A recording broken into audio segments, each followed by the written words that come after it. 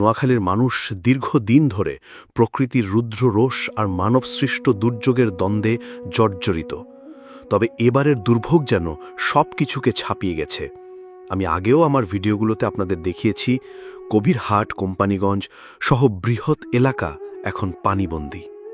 বন্যা নয়, বলা চলে এটা এক নির্মম মানবসৃষ্ট দুর্যোগ। নদী ভরাট, অপরিকল্পিত উন্নয়ন, ড্রেনেজ ব্যবস্থা ধ্বংস, সব মিলিয়ে এই জলাবদ্ধতা যেন মৃত্যুকূপে পরিণত করেছে গোটা জনপদকে। আর ঠিক এই সময়েই এলেন জেলা প্রশাসক মহোদয়, সঙ্গে কবিরহাট ও কোম্পানিগঞ্জের উপজেলা নির্বাহী কর্মকর্তাগণ। তাদের সরেজমিন পরিদর্শনে মানুষের মনে জেগেছিল একটুখানি আশার আলো। ভাবছিলাম, হয়তো এবার কিছু হবে, হয়তো এবার কেউ আমাদের কথা শুনবে। কিন্তু বাস্তবতা যেন সেই আশাকে ক্রূর উপহাসে পরিণত করল।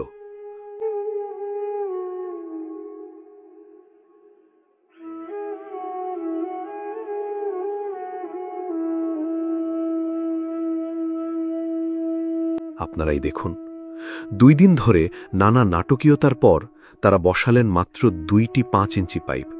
হ্যাঁ, মাত্র 2টি পাইপ।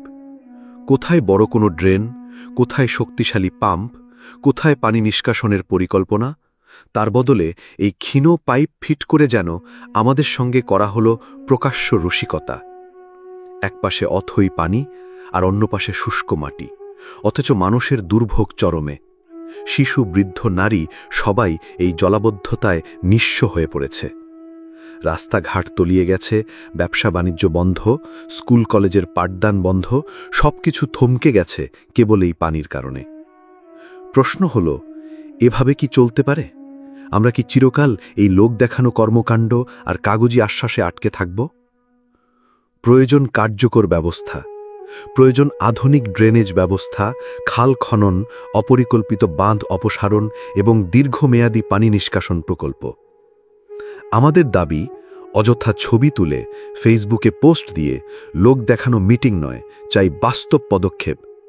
কারণ যদি দ্রুত এবং সঠিক পরিকল্পনা না নেওয়া হয়, তাহলে সামনের বৃষ্টি আমাদের এই এলাকাকে আরও ভয়াবহ বিপর্যয়ের দিকে ঠেলে দেবে। আমাদের এই মানবিক দুর্যোগে সকল সচেতন নাগরিক, স্থানীয় প্রশাসন এবং সরকারের সংশ্লিষ্ট সকল মহলের কাছে এই স্পষ্ট বার্তা, অর্থাৎ আমরা উপহাস চাই না, চাই কার্যকর ব্যবস্থা। এটাই সময়। এখনই পদক্ষেপ না নিলে হয়তো আর কোনো সুযোগই থাকবে না।